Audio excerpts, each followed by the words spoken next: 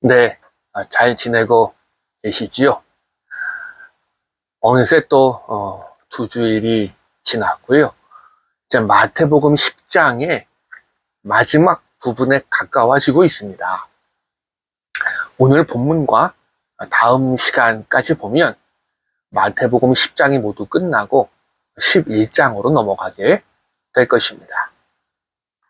오늘 본문은 참된 평화를 얻기 위해서 겪어야 될 분쟁에 대해서 이야기를 합니다. 어떤 면에서 보면 오늘 본문이 조금 뜬금없어 보일 수도 있습니다. 왜냐하면 지난 시간의 본문 33절까지에서는 하나님께서는 전도하는 사람, 선교하는 사람을 도우시며 함께 하시고 힘을 주시겠다 말씀하셨는데 갑자기 오늘 본문에는 경고의 말씀이 주어집니다. 자, 생각해보면 오늘 본문 중에서 34절로 36절은 이제 다가올 메시아적인 환란에 대한 말씀이고 37절부터 39절은 제자에 관한 말씀으로 나누어 본다면 우리 주님이 무엇을 걱정하시면서 이렇게 경고하셨는지 짐작할 수 있으리라 생각이 되어집니다. 자, 먼저 본문 34절로 36절은 지금까지 보통 이스라엘 사람들이 갖고 있던 이른바 메시아관에 대한 주님의 일침입니다. 그래서 34절 보니까요. 내가 세상에 화평을 주러 온 줄로 생각하지 말라. 화평이 아니요 검을 주러 왔노라 주님 말씀하십니다. 물론 오해는 없기를 바랍니다. 주님께서 화평을 주러 오신 게 아니란 이야기가 아니고요. 주님, 사랑과 평안의 주인 주님이신데 당연히 화평도 주러 오셨지요. 이 말씀은 이 당시 이스라엘 사람들이 갖고 있던 메시아관, 즉 메시아가 오기만 하면 바로 평화로운 세상이 될 것이다. 이런 기대에 대한 도전의 말씀입니다. 주님께서 메시아로 오신 진정한 목적은 사람들을 죄에서 구원해서 영생을 얻게 하기 위함이시잖아요. 영원한 평안을 주시기 위함이잖아요. 하지만 당시의 이스라엘 사람들은요, 메시아가 오시기만 하면 자기들을 압제하고 압박하고 식민지로 만들었던 로마를 물리치고 이스라엘 사람들이 모든 나라를 다스릴 수 있는 그런 때가 올 것이다. 다분히 이른바 세상적인 메시아, 인간적인 메시아만 기다리고 있었기에 주님께서는 그거 아니다. 그리고 영원한 생명과 영원한 평화를 위해 온 내가 그걸 얻을 때까지는 분열과 갈등이 있을 것은 당연하다. 말씀하신다고 보시면 되겠습니다. 자, 어떻게 보면 물론 이 당시 이스라엘 유대인들의 생각 속에도 이 메시아적 환란이라는 개념이 없지는 않았어요. 있었습니다. 좋은 비유일지 모르겠습니다. 여자가 시집을 가면 일반적으로 아이를 낳지요. 10달 동안 아이를 뱃속에서 키우고 나면 귀엽고 예쁜 아이를 출산하게 되는데 그러려면 엄청난 해산의 고통을 겪어야 합니다. 물론 제가 남자라서 얼마나 고통스러운지는 잘 알 수 없습니다만은 아이를 낳다가 죽는 사람도 있는 것을 보면 목숨을 걸 정도의 고통이라는 건 말하지 않아도 알 것 같습니다. 그런데요, 아이를 낳을 때는 내가 다시 아이 낳나 봐라. 이걸로 끝이야. 하지만 막상 아이를 낳아서 키우다 보면 너무 귀엽고 예뻐서 또 임신하고 출산하는 걸 두려워하지 않게 된다는 이야기를 듣게 됩니다. 힘들고 어려운 고통을 겪지만 그 대신에 얻는 것이 그 고통보다 더 좋고 기쁜 것이기 때문이겠지요. 바로 이런 경우를 유대인들 속에 있던 이른바 메시아적 환란이라고 비교해 생각해 볼 수 있을 것 같습니다. 즉 메시아의 시대가 도래하기 이전에 마치 아기를 낳기 위한 마지막 해산의 고통이 있듯이 마지막 쓰라린 환란의 시기가 있을 것이라는 그런 믿음.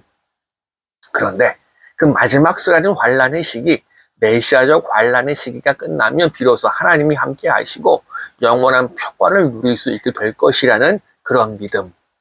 그래서 오늘 본문 35절과 36절에서 예수님은 이런 메시아적인 환란을 사람이 그 아버지와 딸이 어머니와 며느리가 시어머니와 보로하도 되려 함이니 사람의 원수가 자기 집안 식구리라라는 말씀으로 대신 하시는 겁니다.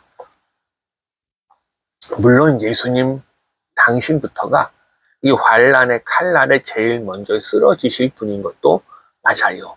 그래야 그분이 부활하고 인간들의 죄를 갚아주심으로 우리들의 환란을 겪을지라도 주님과 동행하면서 그 어려움을 이겨나갈 수 있을 것이기 때문이지요. 그리고 보면 평화나 행복은 그게 쉽게 얻을 수 있는 게 아닙니다. 물론 잠정적인 그리고 한시적인 평화나 행복은 얼마든지 쉽게 얻을 수 있어요. 좋은 게 좋다라는 식으로 서로 편한 방식대로 넘어가면 자, 뭐가 문제가 되겠습니까? 그런데 진정한 평화는 이런 식으로는 결코 올 수 없다는 데 문제가 있는 겁니다. 또 그 진정한 평화를 얻기 위해선 그만한 대가를 치러야 합니다. 물론 이제 주님이 평화의 왕이 오셨으니 모두 다 이 평화의 왕 대신 주님을 섬기면 문제는 없어요. 그런데 주님을 반대하는 사람도 있다는 게 문제겠지요. 이렇게 보면 한 가족 안에서도 주님을 인정하는 사람들도 주님을 반대하는 사람들도 동시에 나타날 수 있는 게 사실입니다. 이렇게 되면 예수님 때문에 가족 간에도 종교적인 갈등이 일어납니다. 이 말씀은 마지막에 다가올 메시아적인 환란에 대해서 주님께서 예를 들고 계신 것이기도 하지만 오늘날 이 말씀은 우리의 일상 속에서도 그대로 적용되기도 합니다. 그나마 요즘은 종교 문제 때문에 가정 속에서 박해나 환란이 예전만큼 많지는 않아요. 그러나 불과 한 50년, 60년 전만 해도요, 우리나라에서도 한 가정 안에서 불교 또는 그 전까지 믿어둔 무속신앙과 기독교가 충돌하면서 가족 내에서도 갈등과 아픔이 있던 경우가 종종 있었음을 연세가 되신 분들은 다 경험해 보셨을 것 같습니다. 그러나 이런 일이 생긴다고 해서 우리는 우리의 믿음을, 신앙을 포기해서는 안 될 줄로 믿습니다. 이건 진정한 평화를 얻기 위해 거칠 수밖에 없는 단계입니다. 그러니 우리는 인내하며 믿음을 지켜가야지요. 우리의 할 일은요, 우리의 가정에 우리가 예수를 믿음으로 말미암아 핍박하는 가족이 혹시 있습니까? 그렇다면 그분을 위해서 기도를 심으면서 그분의 마음을 주님이 좀 흔들어 달라고, 주님이 그 마음을 주장해 달라고 간절히 엎드릴 수 있기를 원합니다. 이런 가족 간의 분쟁은 때때로 우리가 거칠 수밖에 없는 과정이기도 합니다. 만약 우리가 내 믿음을 버리고 가정을 살리려고 한다면 우리는 둘 다 잃어버릴 수밖에는 없습니다. 현명한 선택은 믿음을 선택해서 가족을 그 길로 인도하기 위해 노력하는 것이 현명한 선택이겠지요. 우리의 믿음을 굳게 지키고 그 믿음 안에서 우리의 가족을 주님 앞으로 인도해 낼 때 진정한 평화와 행복이 그 속에 깃들게 될 줄로 믿습니다. 이런 모습은 우리 가족뿐 아니라 우리네 모든 인간관계에 있어서도 똑같이 적용됩니다. 예수님을 믿는 문제로 내가 내 직장 동료와 또는 내 친구와 갈라질 수 있습니다. 이 경우에도 우리가 기억해야 할 것은요, 끝까지 인내하며 이기는 자만이 하늘나라의 상급을 얻을 수 있다는 것이겠지요. 그래서 바로 이런 점에서 주님께서는 37절에서 39절의 말씀을 우리에게 이어서 주십니다. 이 부분 잘 이해가 되어지지 않는 부분도 있는데요. 더군다나 38절 보니까요, 자기 십자가를 지고 나를 따르지 않는 자도 내게 합당치 않다 말씀하십니다. 우리가 주님을 믿으면 우리의 어려움을 해결해 주고 우리와 함께 하셔서 우리를 가장 좋은 길로 인도해 주신다 생각하는데요. 우리 내 십자가를 주님이 대신 짊어져 주시기는커녕 우리의 십자가를 지고 따르지 않으면 주님께 합당한 자가 아니라니, 이게 뭐냐 궁금해할 수도 있겠습니다. 그뿐입니까? 39절은 자기 목숨을 얻는 자는 잃을 것이요 나를 위하여 자기 목숨을 잃는 자는 얻으리라. 아니 뭐 목숨이 하나지 두 개입니까? 궁금해질 수도 있습니다. 이 부분에서 우리가 기억해야 할 것은 앞의 구절과 연계해서 해석하는 겁니다. 여기서 말하는 자기 십자가가 결국 무엇이겠습니까? 예수님께서 십자가 지시고 십자가에서 돌아가신 후에 이제 우리 그리스도인들에게 십자가는요, 고난과 희생을 상징하는 상징물입니다. 그렇다면 여기서 고난과 희생은 무엇이 되겠습니까?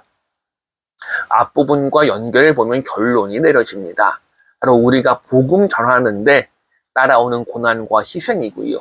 우리 중에 믿지 않는 가족으로 인해서 받는 핍박과 고난이 우리의 십자가라는 겁니다. 다시 말하면 여기서 자기 십자가를 지고 따라야 된다는 것은 이제 우리가 그리스도인의 책임을 감당하면서 당하는 고난을 기쁘게 받지 못하면, 그리고 우리의 온전히 달려갈 길을 온전히 달려가지 못하면 주님께 합당하지 못한 사람이라는 의미가 숨어 있겠지요.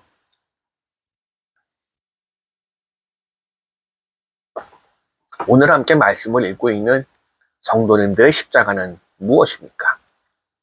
어떤 분에게는 믿지 않는 가족일 수도 있겠고요. 어떤 분에게는 사업상 만나는 여러 사람일 수도 있고요. 어떤 분에게는 바로 이웃일 수도 있습니다. 그러니 우리는 이제 이 십자가를 기쁘게 짊어질 수 있었으면 좋겠습니다.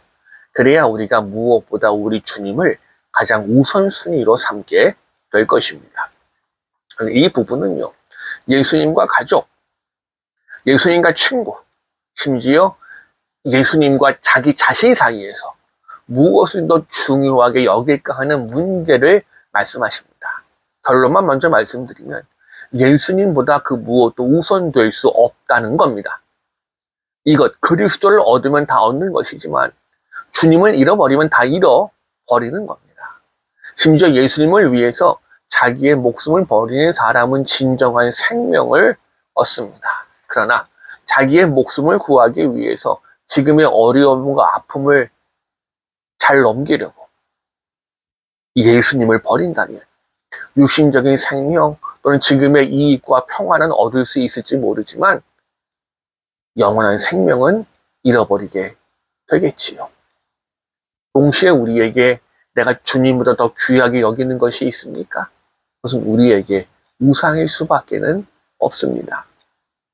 성경에 말하는 우상은요, 기묘하게 생긴 바위나 혹은 우리가 손으로 깎아 만든 어떤 형상만 의미하는 게 아닙니다.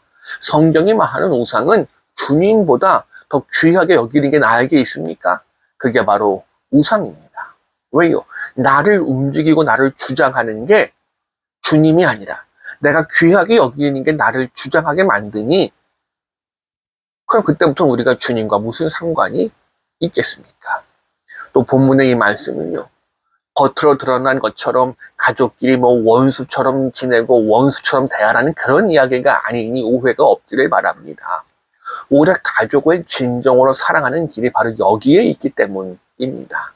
그리고 나를 진정으로 사랑하는 길도 여기에 있습니다. 예수님을 최고의 위치에 두는 것, 이것이야말로 정말로 가족을, 내 이웃을, 모든 사람을, 그리고 진정으로 나 자신을 위하는 길인 줄로 믿습니다. 이것이 바로 믿음의 신비이지요. 그러니 늘 담대하시기를 주님의 이름으로 부탁을 드립니다. 감사합니다.